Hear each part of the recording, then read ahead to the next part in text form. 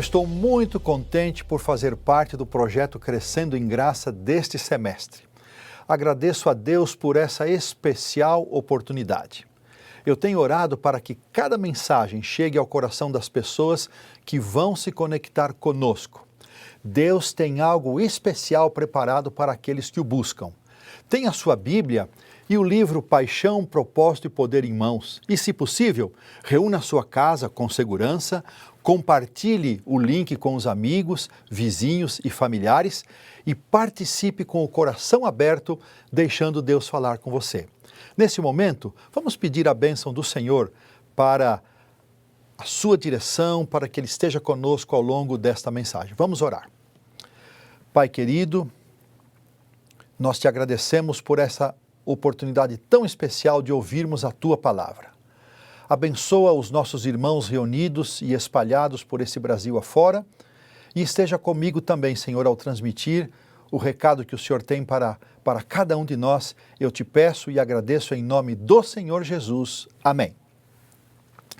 As mensagens bíblicas vão se concentrar nos relatos da vida de um dos grandes profetas de Deus no passado, Eliseu, cujo nome em hebraico, Elisha, significa Deus é salvação.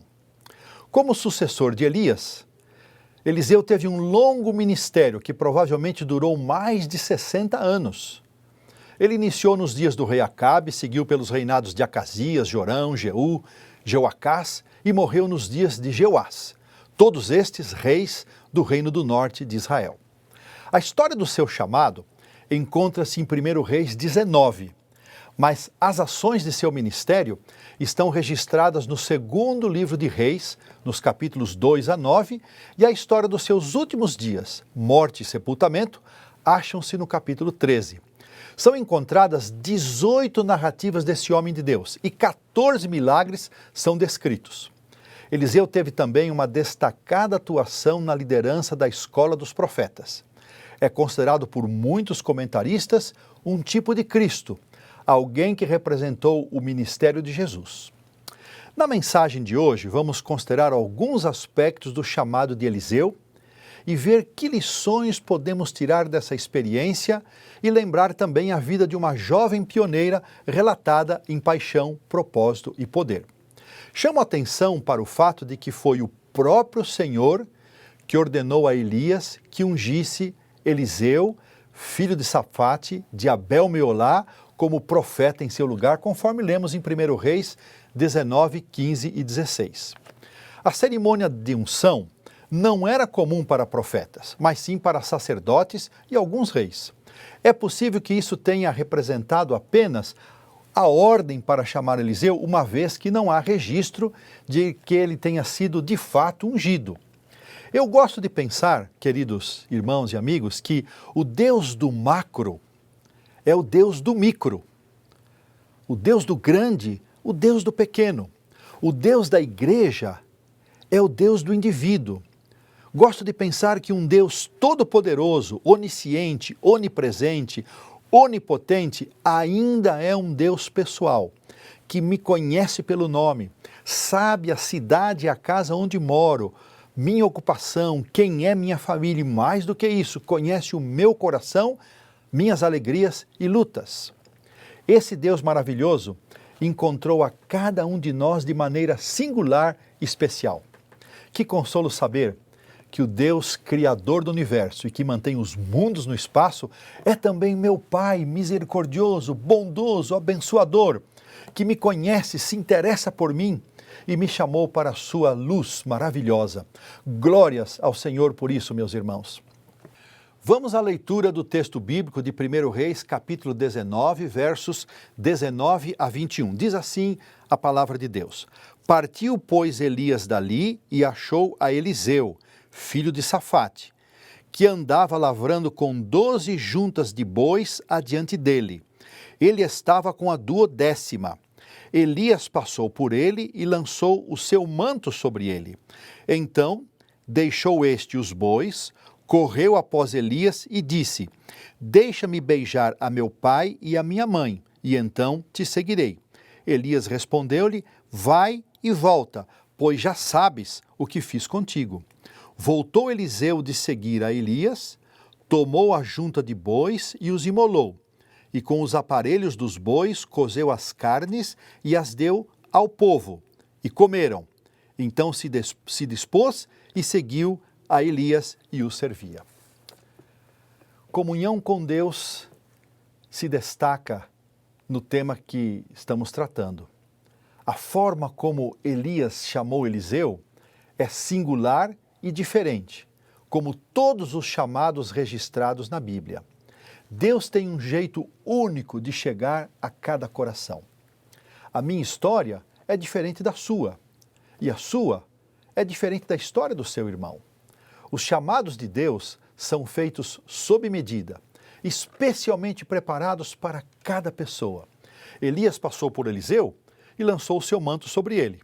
Eliseu entendeu que estava sendo chamado porque, muito provavelmente, conhecia a obra do profeta Elias e era um jovem que possuía sensibilidade espiritual e comunhão com Deus, devido ao que acontecia no seu lar.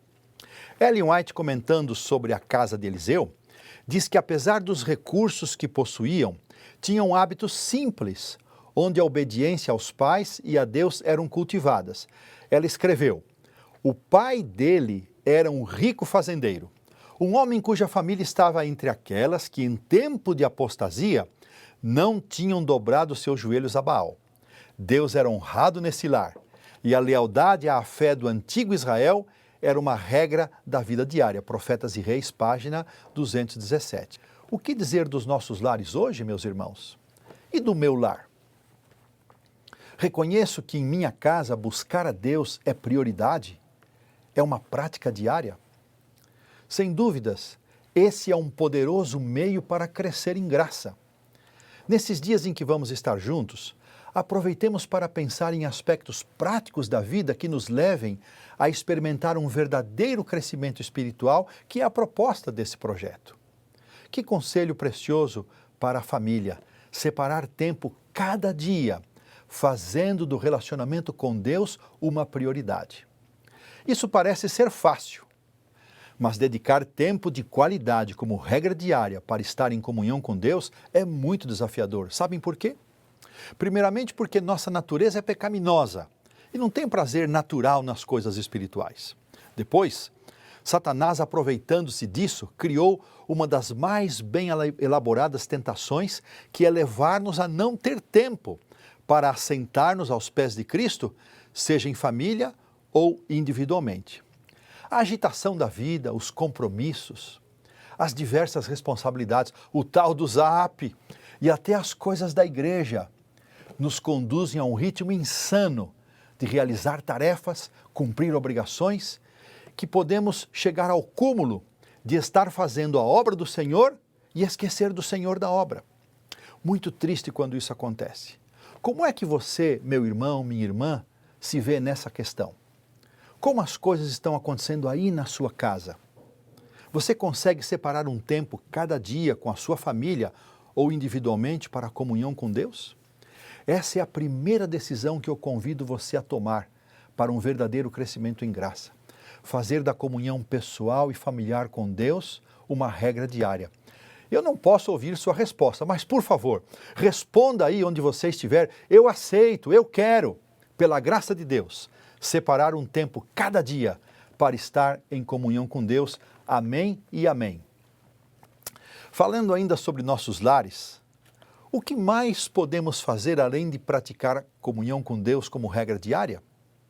Bom, vamos considerar duas importantes atitudes ainda da família de Eliseu que servirão de exemplo para nós, e elas são a simplicidade e a obediência aos pais e a Deus mencionadas por Ellen White. Quando eu estava no 4º ano da Faculdade de Teologia, em 1980, já faz um bom tempo, lá no antigo IAE, hoje o NASP São Paulo, houve uma semana de oração no mês de setembro, apenas para os teologandos. Na sexta-feira de manhã, depois do encerramento geral, nossa classe convidou o pastor Geraldo Marski, que, coincidentemente, foi o pastor que me batizou e por quem sempre tive um grande carinho. Ele era um obreiro jubilado e ele foi o pregador naqueles dias, para um encontro só com os alunos formandos depois que tudo tivesse terminado. Esses alunos, dali a alguns meses, entrariam para o pastorado. E entre as muitas perguntas que ele respondeu com carinho desses alunos formandos, um colega perguntou: Pastor Geraldo, qual era, na opinião dele, o segredo do êxito do ministério? Irmãos, amigos, passaram-se quase 40 anos desde aquela manhã. E eu ainda ouço o pastor Geraldo respondendo: na tua simplicidade terás teu êxito. Que conselho precioso. Essas palavras têm me acompanhado ao longo da vida e tiveram grande influência em minha caminhada. Mas o que é simplicidade? Penso que Paulo pode nos ajudar. Ele escreveu: nada façais por partidarismo ou vanglória, mas por humildade, considerando cada um aos outros superiores a si mesmo. E ainda, aprendi a viver contente em toda e qualquer situação. Textos de Filipenses 2:3 e 4:11. Podemos entender simplicidade com estas três palavras: humildade, gratidão, contentamento. Seja humilde, seja grato, viva contente. Agora, como vamos conseguir viver assim? O próprio apóstolo responde, usando outro texto de Filipenses, esse bem conhecido, 4:13, posso todas as coisas naquele que me fortalece.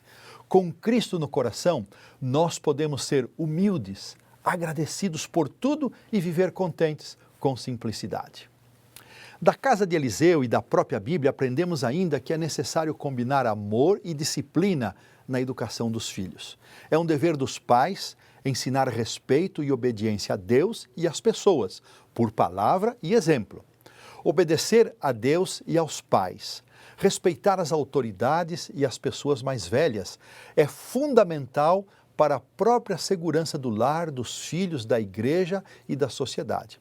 Que tremendo desafio em um tempo em que poucos ainda sabem o que é respeito.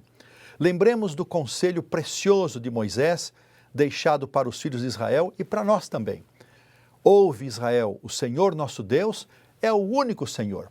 Amarás, pois, o Senhor teu Deus de todo o teu coração, de toda a tua alma, de toda a tua força. Estas palavras que hoje te ordeno estarão no teu coração. Tu as inculcarás a teus filhos, e delas falarás, assentado em tua casa, andando pelo caminho, e ao deitar-te e ao levantar-te. Deuteronômio 6, 4-7. Primeiro, em nosso coração. Depois, inculcando aos filhos. Essa não é uma palavra comum. O que é inculcar? De forma muito simplista, meus irmãos e amigos, é pôr na cuca. Ou seja, ensinar, repetir, aconselhar, explicar, exortar. Um exemplo de obediência à palavra do Senhor está no texto que lemos.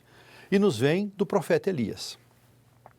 Ao receber a ordem do Senhor para ungir um novo profeta, ele partiu de onde estava e o verso 19 nos diz que encontrou Eliseu, que andava no campo, arando a terra, e o chamou para o ofício profético. É impressionante que um dos aspectos vitais do crescimento espiritual envolve a explícita obediência aos mandamentos de Deus. Elias foi obediente e fiel em cumprir a missão. Como cristãos, meus irmãos, precisamos obedecer às ordens que o Senhor nos dá em sua palavra. Pode ser que alguns preceitos nos pareçam difíceis para atender. Podemos ter a certeza, sem dúvida alguma, de que quando o Senhor nos pede algo, nunca é para nos privar, mas certamente é para nosso bem-estar e proteção. Ellen White acrescenta alguma coisa a mais sobre a casa de Eliseu que nos interessa compreender e estudar. Ela escreveu o seguinte: foi na humilde labuta da rotina diária que Eliseu ganhou força de propósito, nobreza de caráter e foi crescendo constantemente em graça e conhecimento. Profetas e Reis, página 218. Essa é mais uma lição da história do chamado de Eliseu. Fidelidade nas pequenas coisas. Somente aqueles que demonstram ser fiéis nos pequenos deveres poderão ser honrados por Deus com mais altos serviços. Aqueles que tratam as pequenas tarefas com desprezo não serão capazes de desempenhar bem as responsabilidades maiores. Até podem se achar competentes, mas Deus olha mais fundo que a superfície. Há muitas pessoas que até gostariam de ajudar e participar nas atividades da igreja. Se pudessem, fariam grandes coisas para Deus, mas recusam envolver-se nas pequenas tarefas, achando que é perda de tempo. Observem mais essa declaração de Ellen White. Uma pessoa pode estar no serviço ativo de Deus enquanto está empenhada nos deveres comuns de cada dia. Assumam essas pessoas as atividades que estão em seu caminho. Não é a posse de esplêndidos talentos que nos capacita a prestar serviço aceitável, mas a conscienciosa realização dos deveres diários, o espírito contente, o interesse sincero sem afetação no bem-estar alheio, na mais humilde posição, pode ser encontrada verdadeira excelência. Profetas e Reis, página 219. Que preciosa lição! Essa declaração serve de estímulo para sermos uma bênção no lugar onde estamos. Aí, onde você está, na sua cidade, no seu trabalho, na sua escola. Nem todos podem ser obreiros assalariados pela igreja, usar o púlpito, atuar numa equipe de louvor. Porém, aos olhos de Deus, o conceito de sucesso é diferente do que aquilo que nós vemos. Não importa tanto o trabalho e a função que a pessoa ocupa, mas o espírito com que ela realiza as mais simples tarefas, dentro e fora do ambiente da igreja. Fazendo o melhor onde estamos, cumpriremos a obra de Deus e certamente a obra que Ele designou para nós e ainda assim poderemos participar das atividades da igreja. Não é tremendo isso? Ensinando os mais jovens, aprendemos de Eliseu, porque ele dedicou parte da sua atividade a preparar discípulos e a ensinar os mais jovens. Isso nos lembra também o chamado que Jesus fez para aqueles homens deixarem suas ocupações e seguir um mestre sem posses, que não tinha onde reclinar a cabeça. Lucas 9, 57 e 58. Igualmente, Elias não possuía bens neste mundo e não poderia oferecer a Eliseu nenhuma segurança material. Eliseu foi chamado do meio de uma família rica, nós já vimos isso, para o ministério profético, e sua resposta foi positiva e imediata. O único pedido que Eliseu fez a Elias foi pedir permissão para se despedir do pai e da mãe. Respeito e carinho com os pais é um gesto que precisa ser cultivado por todos os filhos em todas as fases da vida. Honrar pai e mãe é o primeiro mandamento com promessa. A festa de despedida oferecida por Eliseu confirma a alegria da família por ter um filho a serviço do Senhor. O fato de Elias chamar Eliseu e a posição que este assumiu à frente da escola dos profetas nos faz pensar nas atitudes que temos em relação aos mais novos em nossa igreja. Temos buscado e incentivado os nossos meninos e meninas e jovens para servir ao Senhor? Estamos prestando atenção e dando espaço para as novas gerações? Ou só lembramos deles quando pais e mães desesperados pedem oração pelos filhos que estão fracos na fé ou que se afastaram dos caminhos do Senhor? Temos dado oportunidade para os jovens serem treinados em funções de liderança? Eu sei que eu estou tocando aqui num assunto complicado e para muitos uma ferida aberta. E ele tem muitos desdobramentos. Mas nós precisamos encarar os fatos de frente e buscar uma maneira sábia, equilibrada, para lidar com os conflitos entre as gerações. O Senhor precisa agir em nosso coração, irmãos, para que possamos encontrar uma forma de conservar nossos filhos na igreja. Lamentavelmente, mais de 60% dos que deixam a igreja têm até 35 anos de idade e menos de 10 anos de batismo. Olha o que Ellen White falou a respeito dessa responsabilidade de cuidar dos mais jovens. O ministério compreende muito mais que pregar a palavra. Significa educar jovens como Elias educou Eliseu, tirando-os de seus deveres comuns e dando-lhes responsabilidades para levarem a obra de Deus. Pequenos encargos a princípio e maiores na medida em que ganharem força e experiência. Os que assumem este treinamento de jovens obreiros estão fazendo um nobre serviço. O Senhor mesmo cooperará com seus esforços. Que tremendo desafio!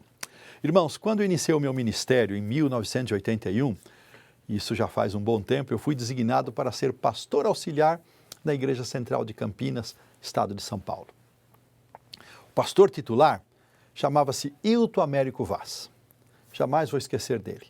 Ele me propôs que eu cuidasse de uma outra igreja que havia no distrito e que ficava num bairro chamado Jardim dos Oliveiras. Ele me delegou responsabilidades e me investiu de autoridade ali naquela igreja. Me ordenou como ancião, me apresentou para a igreja e, ao se despedir, me disse: me chame sempre que tiver alguma dificuldade ou para fazer batismos. Ele sempre esteve à disposição para me orientar e me aconselhar. Eu tinha apenas 22 anos, era solteiro, praticamente sem nenhuma experiência com as coisas da igreja. Mas eu louvo e agradeço muito a Deus por ter posto um Hilton na minha vida. Fiquei apenas 1 ano naquela igreja, mas viver essa experiência foi muito significativo para o meu ministério. Que tal você, querido pastor, ancião, prezada diretora do Ministério da Mulher, diáconos e diaconisas, que tal ser um Hilton para algum jovem de sua igreja? Pense nisso com carinho. O texto nos diz que Eliseu sacrificou os bois, queimou os instrumentos, e isso tem um grande sentido para nós. Eliseu estava dizendo que não iria olhar para trás. Estava deixando tudo e entrando com dedicação total para o serviço do Senhor. Eliseu aceitou o chamado para o serviço, não olhando nenhum instante para trás, para os prazeres, confortos e comodidades que estava deixando. O chamado para depor tudo no altar do serviço também vem a cada um de nós. Não nos é pedido, irmãos, que sirvamos exatamente como Eliseu serviu, nem que vendamos tudo o que possuímos, mas Deus nos pede que demos ao seu serviço o primeiro lugar de nossa vida. E não permitamos que se passe um só dia sem que façamos alguma coisa para fazer avançar a sua obra na terra. Ele não espera também que todos dediquem a mesma espécie de serviço. Um pode ser chamado a servir em terras estrangeiras, outro pode ser chamado a dar seus meios e bens para o sustento do Evangelho. Deus aceita a oferta de cada um, mas é a consagração da vida e de todos os seus interesses que Deus deseja, que Deus pede de nós. Os que fazem essa consagração ouvirão e obedecerão ao chamado do céu e comprovarão que estão colocando a sua vida nas mãos do Senhor.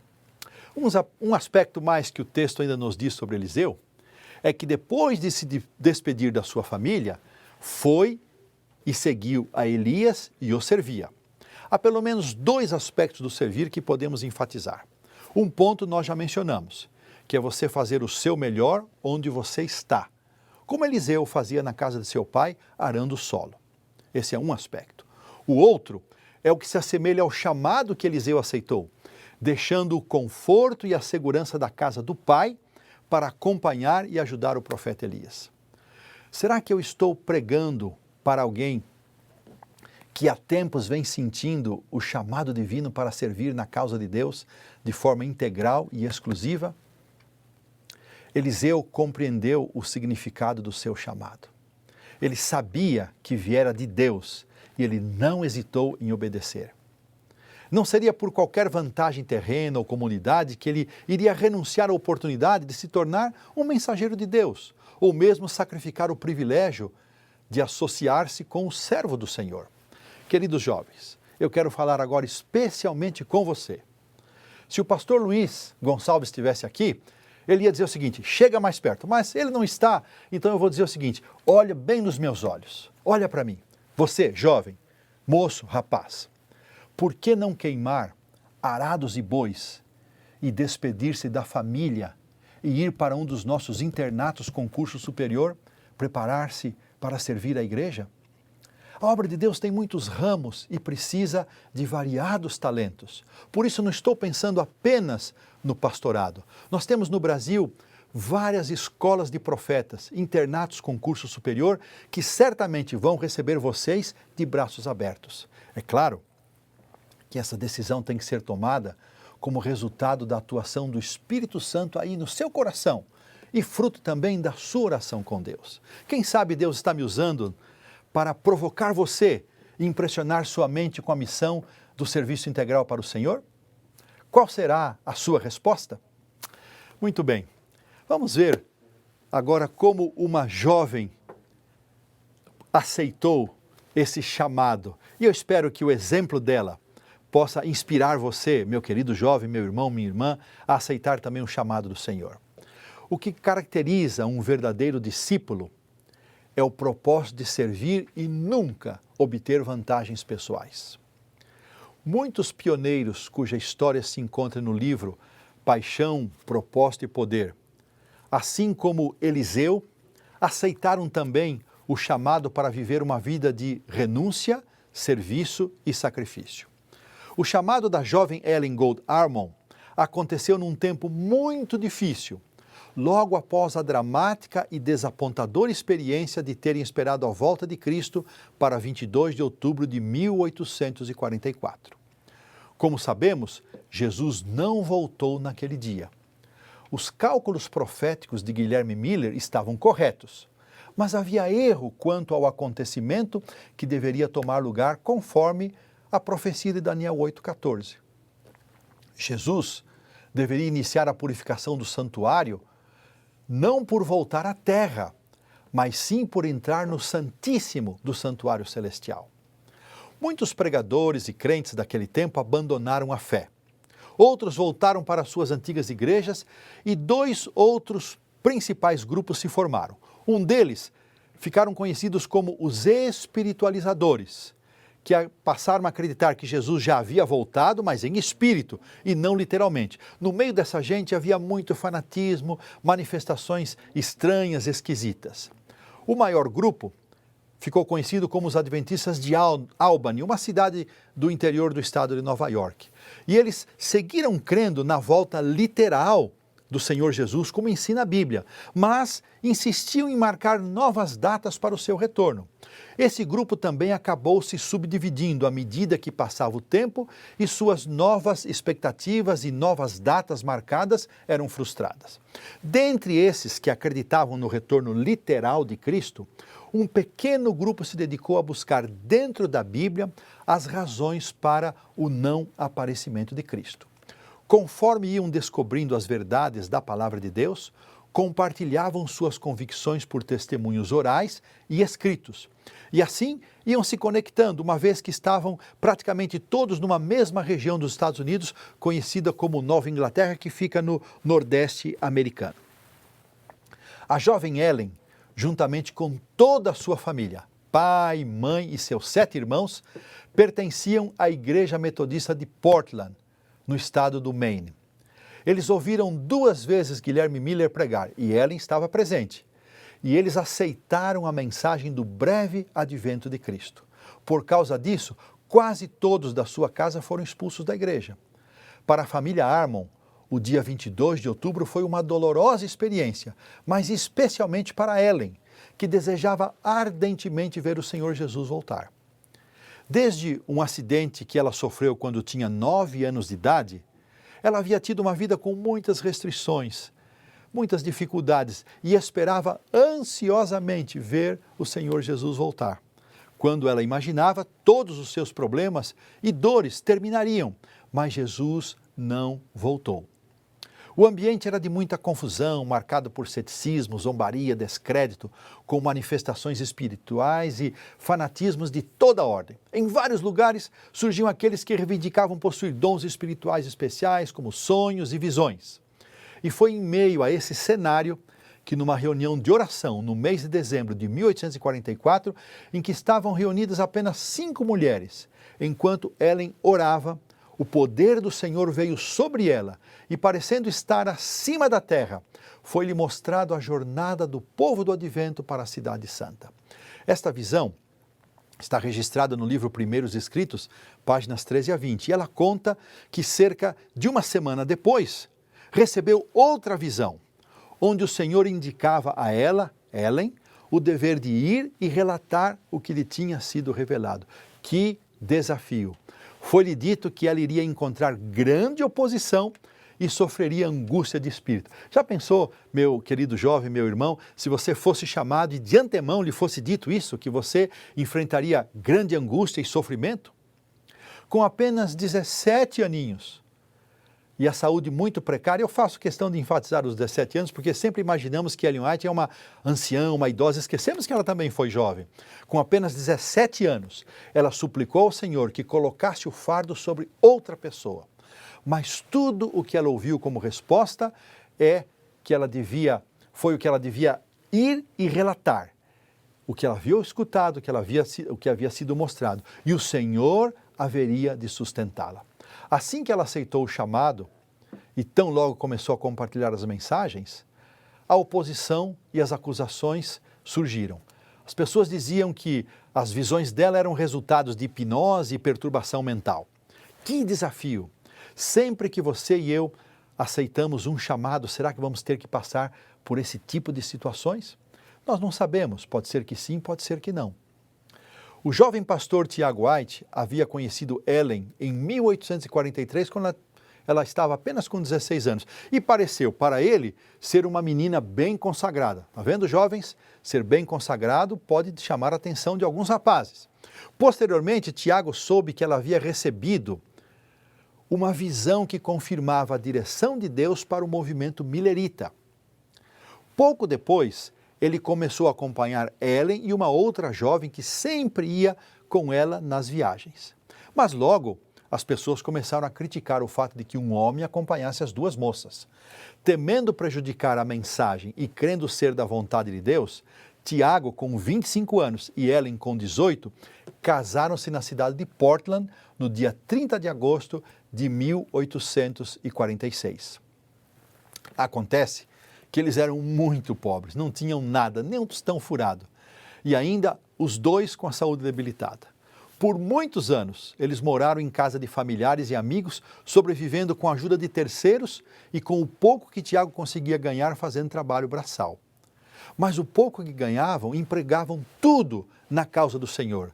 Eles não estavam preocupados apenas em ser fiéis na devolução do dízimo ou de ofertas, eles davam tudo para Deus. Eles viajavam, animavam os crentes e tudo isso com os poucos recursos que possuíam. Estudavam a Bíblia e ajudavam a combater o fanatismo que se infiltrava tão disfarçadamente entre os crentes do Advento. Alguns desafios que eles tiveram que enfrentar estão no capítulo 20 do livro Paixão, Propósito e Poder, que eu quero incentivar você a ler ou mesmo até reler caso você já tenha iniciado a leitura ou terminado a leitura. Certa vez, Tiago chegou em casa bem triste, porque tinha que preparar uma nova edição da revista Review and Herald e não havia mais papel. Ellen perguntou de quanto ele precisava. Ele respondeu que eram necessários $64, mas para ele era como se fossem 10 mil. Ela se levantou, foi até o guarda-roupa e, para sua surpresa, tirou uma meia preta com uma enorme quantidade de moedas de 50, 25, 10 e 5 centavos. Tiago contou aquelas moedas e viu que era suficiente para pagar a encomenda de papel que ele havia feito. Graças a Deus e também a Ellen pelo seu caráter precavido por ser uma mulher econômica, Tiago pôde continuar sua importante tarefa de publicar. Assim como essa linda história, há muitos outros relatos maravilhosos e inspiradores que você vai encontrar nesse livro. O que vimos na mensagem de hoje? O conforto da certeza de que Deus, o Deus do universo, é um Deus pessoal, o meu Deus. O desafio para uma vida de comunhão diária com Deus, individual e familiar. O chamado para uma vida simples, com humildade, gratidão e contentamento. A importância de vivermos e ensinarmos obediência e respeito a Deus e aos pais. Fidelidade nas pequenas coisas. Servir a Deus fazendo o melhor a partir de onde estamos. Honrar, amar e cuidar de pai e mãe com carinho e respeito. E da mesma forma como Elias preparou Eliseu, e Eliseu ensinou outros jovens na escola dos profetas, nós estamos estimulando para que você seja um discipulador das novas gerações, seja um Hilton na vida de alguém, o pastor que me ajudou no meu início de ministério. O Senhor nos chama para viver uma vida de renúncia e serviço. E eu não posso esquecer do apelo que fiz aos jovens para aceitarem o chamado de Deus, a fim de se entregarem e dedicarem à sua causa. O chamado de Deus para uma vida dedicada inteiramente ao seu serviço, deixando tudo para trás, como fez Eliseu. Vimos também a incrível história da jovem Ellen, que aceitou um grande desafio num tempo muito difícil. Que Deus nos abençoe, queridos irmãos, que por meio da atuação do seu Santo Espírito, sejamos levados a tomar as decisões necessárias em nossa vida e em nosso lar, para que verdadeiramente possamos continuar crescendo em graça. Um forte abraço e até o próximo tema. Fiquem todos na bênção e na paz do Senhor Jesus. Quero orar com vocês. Vamos curvar a fronte e fechar os olhos. Pai querido, graças te damos por esses momentos que pudemos dedicar ao estudo da Tua Palavra e à reflexão na atitude que devemos ter em face do Teu chamado. Senhor, abençoa-nos, abençoa os nossos filhos, nossas crianças, nossos jovens. Toca o coração desses meninos e meninas para se prepararem para serem servos e servas integralmente a Teu serviço. Abençoa-nos, Pai, protege os nossos lares, fortalece a nossa fé. Em nome do Senhor Jesus, nós oramos hoje e sempre. Amém.